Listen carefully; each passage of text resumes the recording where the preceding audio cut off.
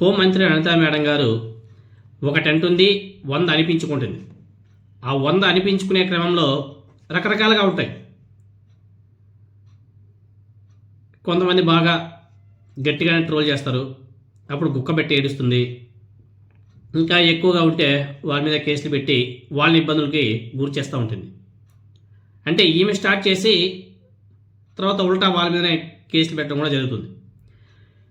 Madam గారు మనం చేసే పని ప్రజలకు ఉపయోగపడాలి తప్ప పనికి మాలిన పోస్టులు, పనికి మాలిన మాటలు మాట్లాడి మనకు మనమే తక్కువ చేసుకొని బిహేవ్ చేయడం మంచిది కాదు. ఎందుకంటే మీరు ఇప్పుడు రాష్ట్ర హోంమంత్రి. అఫ్కోర్స్ ఆ హోంమంత్రి పదవి రావడానికి కూడా జగన్మోహన్ రెడ్డి గారి కారణం, అది మీకు కూడా తెలుసు. ఎందుకంటే జగన్మోహన్ రెడ్డి గారు అధికారంలో ఉన్నప్పుడు 2 మహిళల్ని హోంమంత్రి చేశారు.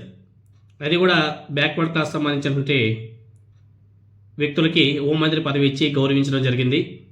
దాన్నే ఇప్పుడు మీ చంద్రబాబు నాయుడు గారు కొనసాగించాడు, లేకపోతే మళ్ళీ పార్టీకి బ్యాడ్ నేమ్ వస్తుంది.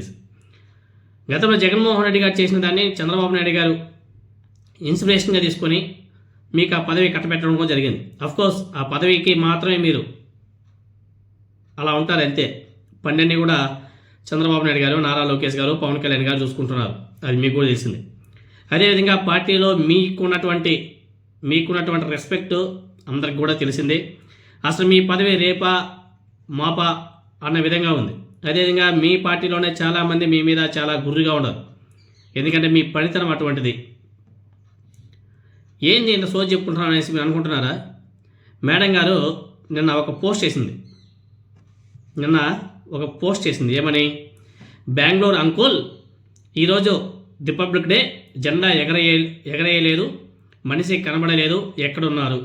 బెంగళూరు అంకుల్ జగన్మోహన్ రెడ్డి గారి ఫోటో పెట్టింది. మీరందరూ చూడొచ్చు.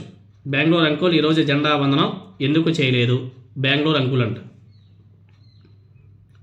చూడండి, అవసరమా ఇటువంటి మాటలు? అవసరమా?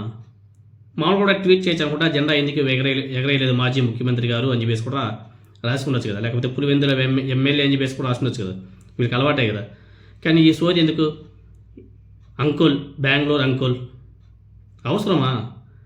ఇప్పుడు ఈమెమో అంకుల్ అంటుంది, తర్వాత వైసీపీ వాళ్ళేమో ఆంటీ అంటారు, మళ్ళీ అది చిన్నగి చాట్ అవుతుంది, ఇప్పుడు ఇంత రాద్ధాంతం అవుతుంది. అవసరమే ఇవన్నీ కూడా? ఎందుకంటే జగన్మోహన్ రెడ్డి గారి అభిమానులు కూడా ఉంటారు, వాళ్ళంతా కూడా హర్ట్ అవుతారు. హర్ట్ అయినప్పుడు వాళ్ళు మిమ్మల్ని ఆంటీ అంటే ఎందుకు హోంమంత్రి గారు ఇలాంటి పదాలు వాడి చులకన అయిపోతారు?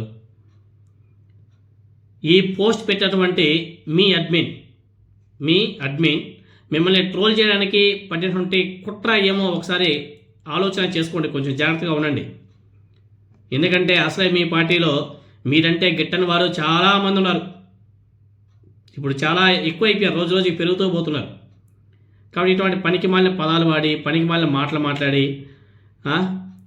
ఇలాంటి పదాలు వాడి ఎందుకు మీకు మీరే తక్కువ చేసుకొని ఉంటారు? గౌరవంగా ఉంటుంది. ఎందుకంటే మీరు రాష్ట్ర హోంమంత్రి, ఒక రాష్ట్రానికి హోంమంత్రి. మీ మీద ఎంత మర్యాద, గౌరవం ఉండాలి, ప్రజలకి ఎంత రెస్పెక్టబుల్గా ఉండాలి మీరు. అలాంటిది మీరు ఇలాంటి పదాలు వాడి ఆ రెస్పెక్ట్నెస్ మొత్తాన్ని కూడా గాల్లో కలిపేస్తున్నారు. కాబట్టి ఒకసారి పునరాలోచన చేసుకోండి మేడం గారు.